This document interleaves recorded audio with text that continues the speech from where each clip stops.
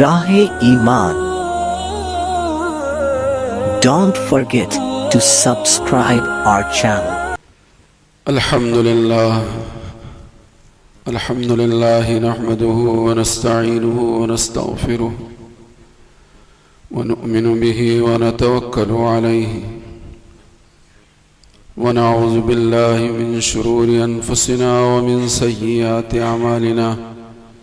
من يهده الله فلا مضل له ومن يضلل فلا هادي له ونشهد أن لا إله إلا الله وحده لا شريك له ونشهد أن سيدنا ونبينا وشفيعنا ومولانا محمدا عبده ورسوله صلى الله عليه وعلى آله وأصحابه وبارك وسلم تسليما كثيرا كثيرا. أما بعد فأعوذ بالله من الشيطان الرجيم. بسم الله الرحمن الرحيم. وما هذه الحياة الدنيا إلا لهو ولعب وإن الدار الآخرة لهي الحيوان لو كانوا يعلمون. صدق الله العظيم. اللهم صل على سيدنا مولانا محمد وعلى آل سيدنا مولانا محمد وبارك وسلم.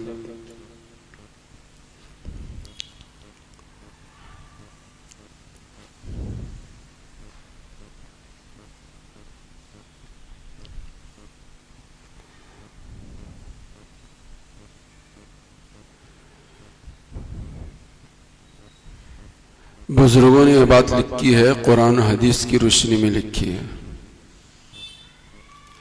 यह जो दुनिया है मुसलमानों के लिए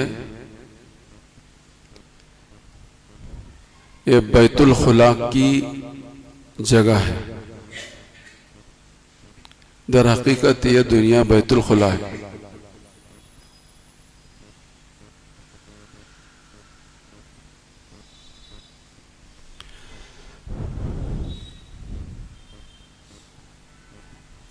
ये बात बुजुर्गों ने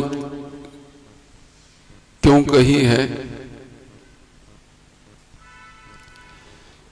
हजरत आदम अलैहिस्सलाम को एक फल से मना कर दिया गया था, वो नहीं खाना, उसके करीब भी नहीं जाना।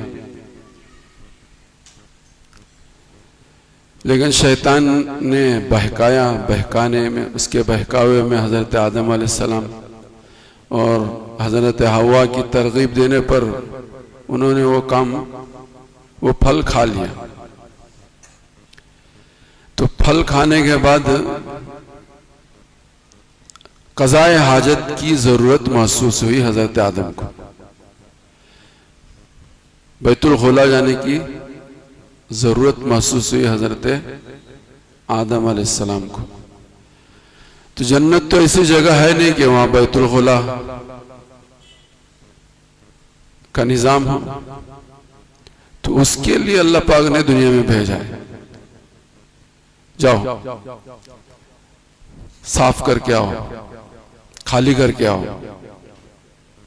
तो इसलिए उलमा ने, बुजुर्गों ने बात लिखी है कि ये दुनिया जो है दर हकीकत जो है बैतुल खुला के कायम मुकाम है। लेकिन हम इसी को जन्नत समझे, इसी को सब कुछ समझे, ये हमारी और आपकी नादानी है। तो जरूरत से फारिग होने के लिए हम सब यहाँ आए हैं, अल्लाह ने भेजा है।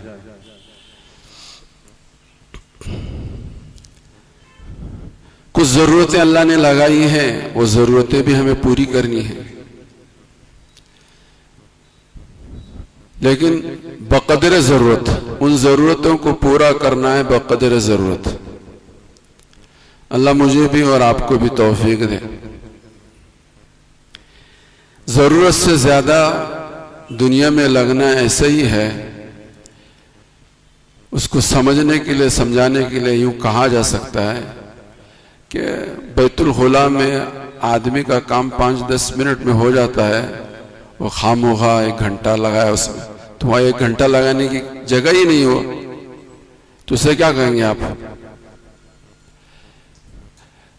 अगर किसी को जरूरत भी पड़ती है आधे घंटे की, बैतुल खुला में आधे घंटे की जरूरत पड़ती है, तो पीछे वाले जो तस्कीरा तबसरा करते, इन्हें गया तो खलास,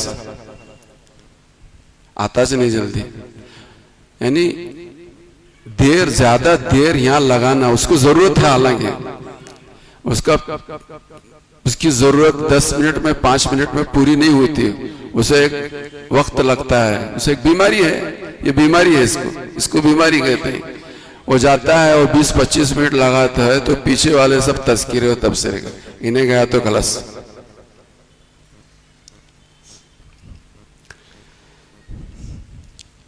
अल्लाह इसी बीमारी में मुझे और आपको न डाले। एक समझने के लिए, फाहम और तफहीम के लिए, मिसाल से बात समझ में आती है, इसलिए एक मिसाल मैंने आप हजरात की खिदमत में पेश किया। ये भी आपको महसूस हुआ कि इसको बैतुल खुला क्यों कहा है। बाकी हजरत मोहम्मद रसूलुल्लाह सल्लल्लाहु अलैहि वसल्लम ने फरमाया कि देखो, हर उम्मत के लिए एक फितना है और मेरी उम्मत का फितना माल है। जितनी दुनिया में उम्मतें आई हैं, इनके लिए आजमाइश की कोई ना कोई चीज अल्लाह ने बनाई, लेकिन मेरी उम्मत के लिए जो चीज है, फितने की चीज, आजमाइश की चीज जो है, यानी बनफ्से नफिस खुद जात में माल बुरा नहीं है, लेकिन अगर किसी के दिल में माल की और दुनिया की चीजों की मोहब्बत पैदा हो जाती है, तो ये मोहब्बत जो है वो जो है आदमी को इधर से उधर कर देती है। खुद अपनी जात में माल बुरा नहीं है, लेकिन इसकी मोहब्बत दिल में आ जाए तो इससे बुरा कुछ दूसरी कोई चीज नहीं है, इससे बुरी चीज कोई दूसरी नहीं। इसलिए हुजूर ने फरमाया कि हर उम्मत के लिए एक फितना है और मेरी उम्मत का फितना माल है। हजरत उमर रजी अल्लाह तआला अन्हु के जमाने में कादिसिया एक जगह है, आज भी है, माले गनीमत आया, बहुत सारा माले गनीमत हजरत उमर के जमाने में गनीमत के तौर पर आए। ये बात अच्छी तरह से हमारे तुम्हारे ज़हन में होनी चाहिए कि सबसे ज्यादा हलाल माल, पाक माल, वो माले गनीमत है। माले गनीमत से ज्यादा हलाल पाक माल दुनिया में नहीं है। तुम्हें बहुत अमानतदारी के साथ, सच्चाई के साथ, हलाल और हराम की तमीज करते हुए, जायज नाजायज को पूछकर कारोबार करते हो अपनी जगह पर, लेकिन इससे भी ज्यादा पाक और साफ माल कौन सा है? माले गनीमत। माले गनीमत सबसे ज्यादा हलाल पाक तय्यब है मर्दों के लिए, और औरतों के लिए सबसे ज्यादा पाक साफ माल जो है उनका महर है, उनके महर की रकम है। लेकिन बदकिस्मती यह है कि हमारे इलाके में महर जो है आज भी निकाह हुआ 5,000, 4,000, 2,000, ये महर की रकम है। इसमें अल्लाह ने बड़ी बरकत दी है। औरतों के लिए सबसे हलाल पाक माल महर की रकम, मर्दों के लिए सबसे ज्यादा पाक माल माले गनीमत, माले गनीमत है। इस माल को कारोबार में लगाओ तो कारोबार में तरक्की होगी। औरतें अपने माल महर की रकम को कारोबार में लगाएं तो उनके कारोबार में खूब तरक्की होगी। वो खुद नहीं कर सकती, शोहर को दे देंगे, तुम्हारी दुकान में मैं भी भागीदार, जो हिस्सा आएगा, नफा आएगा, 25% मेरा, 75% तुम्हारा, लगाओ माल।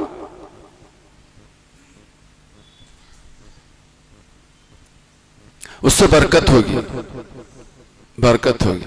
तो मैं ये कह रहा था कि हजरत उमर के जमाने में कादिसिया से माले गनीमत के तौर पर खूब माल आए, तिरम, दिनार, सोना, चांदी, हीरे, जवाहरात, और एक चमड़े के ऊपर वो सारा माल डाल दिया गया। हजरत उमर रज़ी अल्लाह ताला अन्हु उसको नीचे ऊपर कर रहे थे, उसको नीचे ऊपर कर रहे थे और रो रहे थे। नीचे ओवर भी कर रहे थे और रो रहे थे। हजरत अब्दुर्रहमान इब्न औफ रजी अल्लाह ताला अन्हु ने कहा, अमीरुल मोमिनीन खलीफतुल मुस्लिमीन, रोने की क्या बात है? ये तो आज का दिन तो खुशी का दिन है कि मुसलमानों के लश्कर ने कादिसिया पर हमला किया और वो मुसलमानों का लश्कर गालिब हो गया और माले गनीमत के तौर पर ये माल मिला है, तो बहुत खुशी की बात है। रो रहे क्यों? तो हजरत उमर ने हजरत अब्दुर्रहमान इब्न औफ के इस कहने पर एक बात कही कि अल्लाह पाक इस ये जो दुनिया का जो माल है जिस कौम को भी देते हैं वो कौम बुग़्ज़ और अदावत की वारिस बनती है। जिस कौम को भी ये मिलता है वो कौम बुग़्ज़ और अदावत की वारिस बनती है।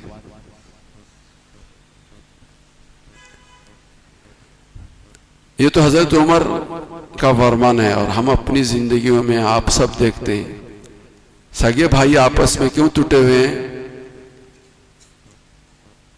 भान भाई का जमरा नहीं, क्यों नहीं जमरा? हरामखोर सारा का सारा उन्हें खाया। एक नाम को भी कम से कम बाप की निशानी अगर को तो कम से कम थोड़ा सा टुकड़ा तो देना तो नहीं। सगी भान भाई नहीं, भाई भाई नहीं, माँ बाप बच्चे नहीं। तो हजरत उमर ने फरमाया हजरत अब्दुर्रहमान इब्न औफ करे तो खुशी का दिन है। हजरत अब्दुर्रहमान इब्न औफ का हजरत उमर कर रहे हैं, जिस कौम को भी अल्लाह ये दौलत देते हैं, दुनिया देते हैं, वो कौम बुग़्ज़ की और अदावत की वारिस बनती है। इससे मैं रो रहा हूं। ये माल कौन सा है?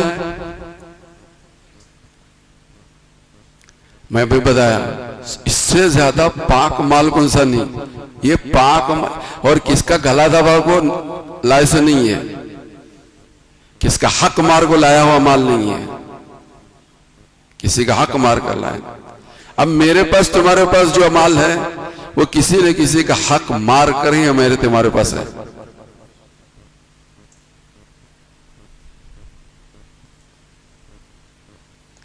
हक मार कर ही हमारे तुम्हारे पास माल है और उस माल पर हम खुश हैं और वो माले गनीमत पर रो रहे हैं। माले गनीमत पर हजरत उमर रो रहे हैं और हमारे तुम्हारे पास कैसा माल है और उस पर हम खुश हैं। अल्लाह हमें तुम्हें समझने की तौफीक दे।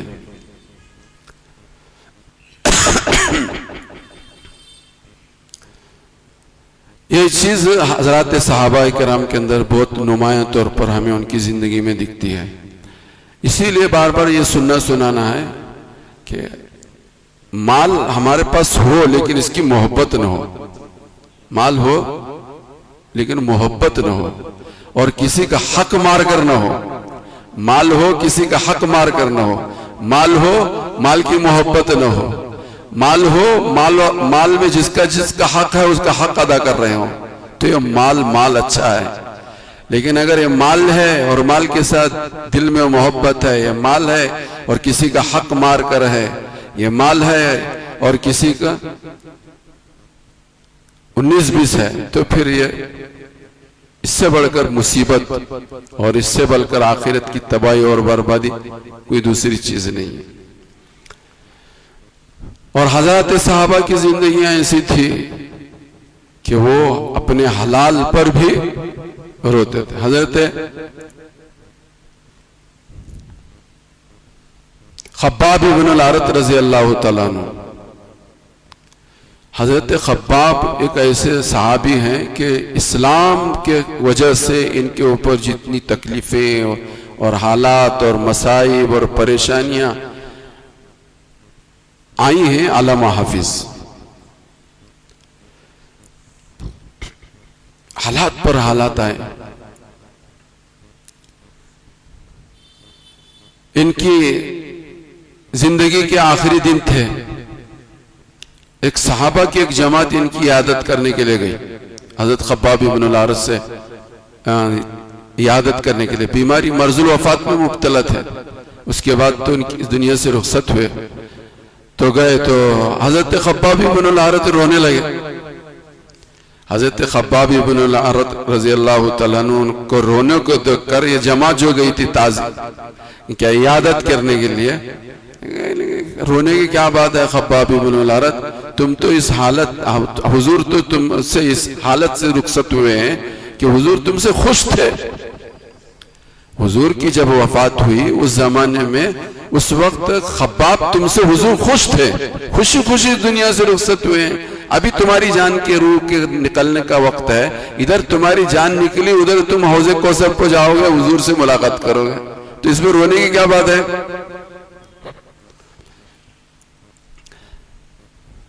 आमतौर पर आप सब देखते हैं कि आदमी मौत के वक्त निढाल हो जाता है, वो हाथ उठा भी नहीं सकता, बैठ भी नहीं सकता, पैर भी नहीं हिला सकता, जुबान नहीं हिला सकता, निढाल हो जाता है, वो कमजोर हो जाता है। और कमजोर अल्लाह करते हैं उसको।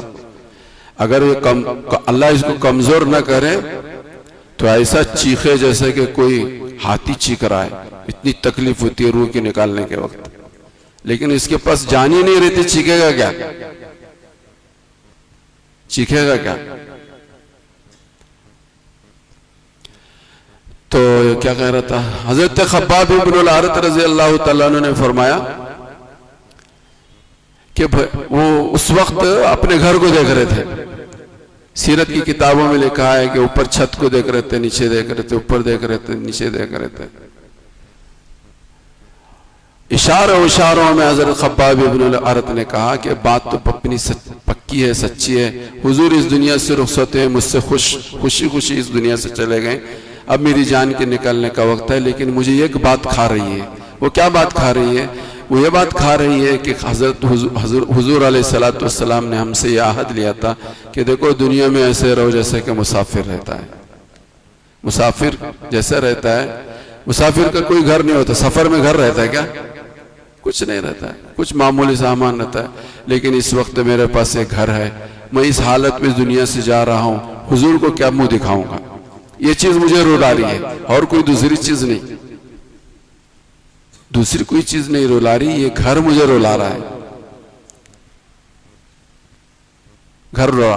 हजरत सलमान फारसी रज़ी अल्लाह तआला अन्हु की खिदमत में हजरत साद इब्न अबी वक्कास रज़ी अल्लाह, हजरत सलमान फारसी, अल्लाह अकबर, इनकी जिंदगी आप पढ़कर देखेंगे तो इतनी जफाकशी और इतनी कुर्बानी और इतने हालात और गुलामी पर गुलामी, लोगों ने इनको, लोग ये पूरे जब क्या कहते हैं मोसिल पहुंचे ये, तो बाप से हटकर कटकर मुल्क शाम गए, मुल्क शाम से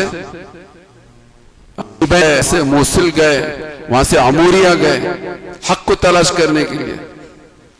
अमूरिया में जब पहुंचे तो उन्होंने वहां पर कुछ काम दाम करके बकरियां और गाय हुई। हजरत सलमान फारसी के पास बहुत गाय और बकरियां हुई। इत्तेफाक से हिजाज से काफिला आया था अमूरिया के अंदर, उनको मालूम हुआ हिजाज से आया है, तो हम उस काफिले से कहा कि भाई मैं तुम्हें मजदूरी में ये मेरी सारी गाय ले लो, सारी बकरियां ले लो और मुझे हिजाज तक पहुंचाओ। इसलिए कि अमूरिया के बिशप ने, पोप ने, उस जमाने में ईसाइयों का मजहब था, उस पोप ने और बिशप ने कहा था कि अब आखिरी नबी के आने का जमाना करीब है, यह तुम्हें कोई आदमी नहीं मिलेगा। मुझे ऐसा लगता है कि हजरत मोहम्मद रसूलुल्लाह आखिरी नबी जो हैं वो आने वाले हैं और वो हिजाज में आएंगे, वो मदीने तैयबा उनकी हिजरत होगी, तुम वहां चले जाओ, तुम्हें हक मिलेगा। तो ये सुनकर जितने गाय थे, जितनी बकरियां थी, उस काफिले के कोई को दे दिया हजरत सलमान फारसी ने कि मुझे तुम वहां तक पहुंचाओ। तो इन बदबख्तों ने, मनहूसों ने वो गाय भी ले ली और हजरत सलमान को एक बाजार में लाकर बेच दिया, गुलाम बनाकर बेच दिया। गुलाम, इसके गुलाम बने, उसके गुलाम बने, उसके गुलाम बने, गुलाम बनते बनते 10 मरतबा एक के हाथ से दूसरे के हाथ में गुलाम बनते बनते बनते बनते आखिर में मदीने तैयबा में गुलाम बनकर के यहूदी के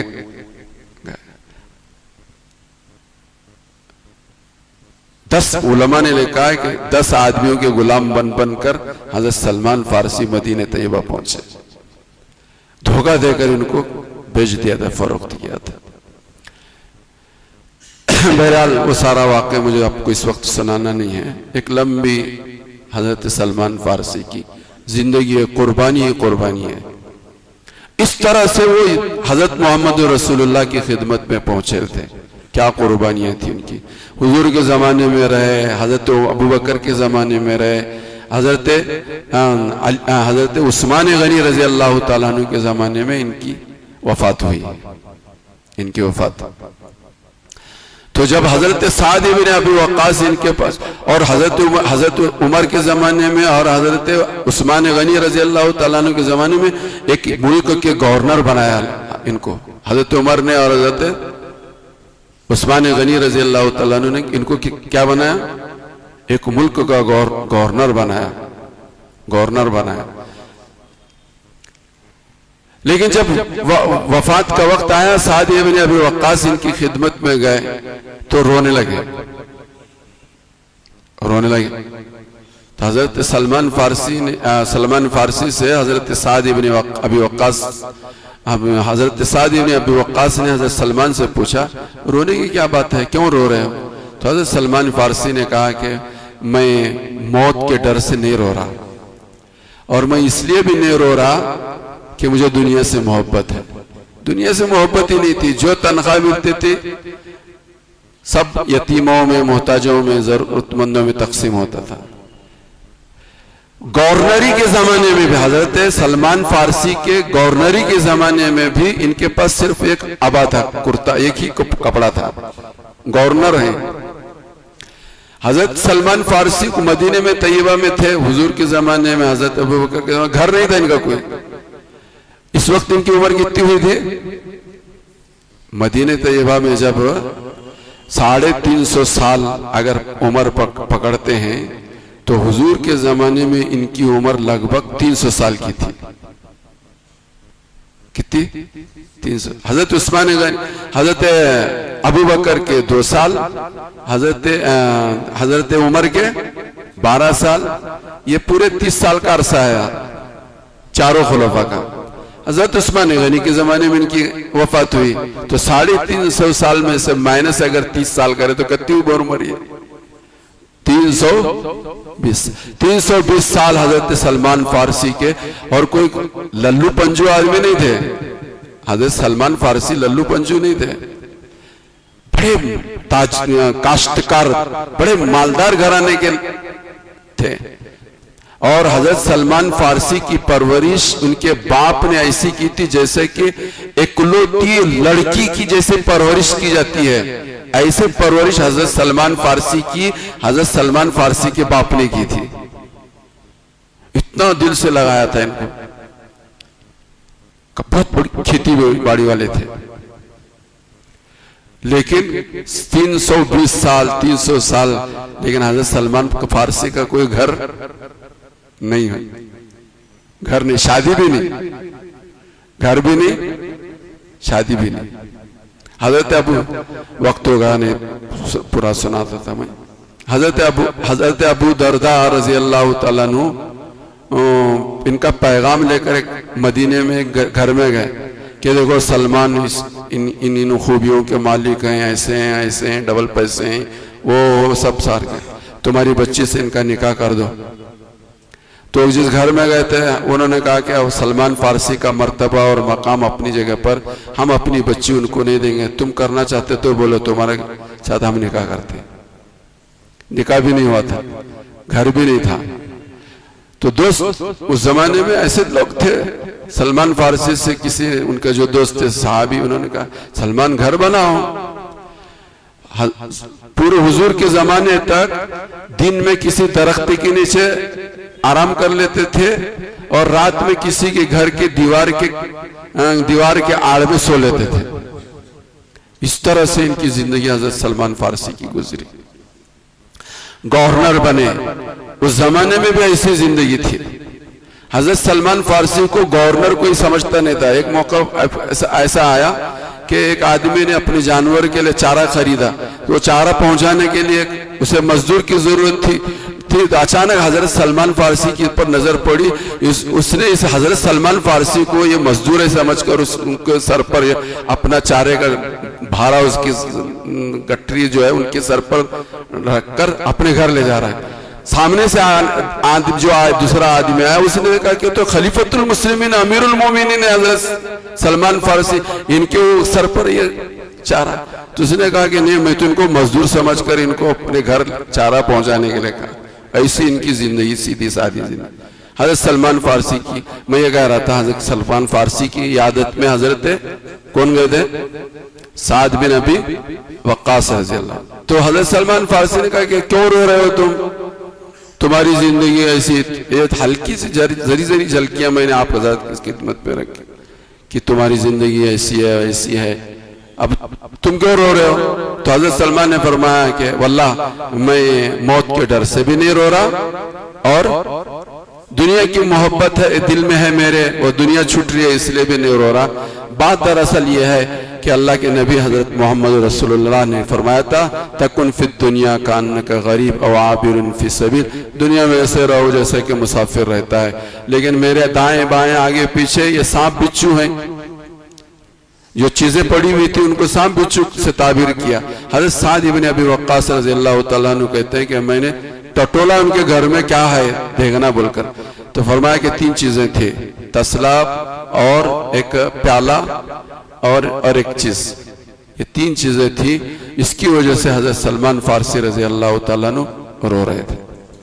बहरहाल मेरे भाइयों बुजुर्गों दोस्तों, ये वाकयात इसलिए नहीं सुनाए जाते कि हम भी वैसे बने, नहीं, कम से कम इतना तो होना चाहिए कि हमारे पास माल हो तो माल वालों का हक कम से कम अदा करते रहे। माल है तो माल में जिनका हक है वो हक तो अदा करते रहे। किसी का हक मार कर अगर तुम्हारे पास माल हो, चाहे वो माले गनीमत हो और चाहे वो और कैसा भी माल हो, जन्नत से आया हुआ कोई तुम्हारे पास हीरा है वो भी हो, और लेकिन उसमें किसी का हक था और हक मारकर तुमने अपने पास रख लिया है, तो याद रखना कि ये सांप और बिच्छू से कम नहीं है, ये सांप और बिच्छू से कम नहीं है। अल्लाह मुझे भी और आपको भी सबको समझने की तौफीक दे। वाह।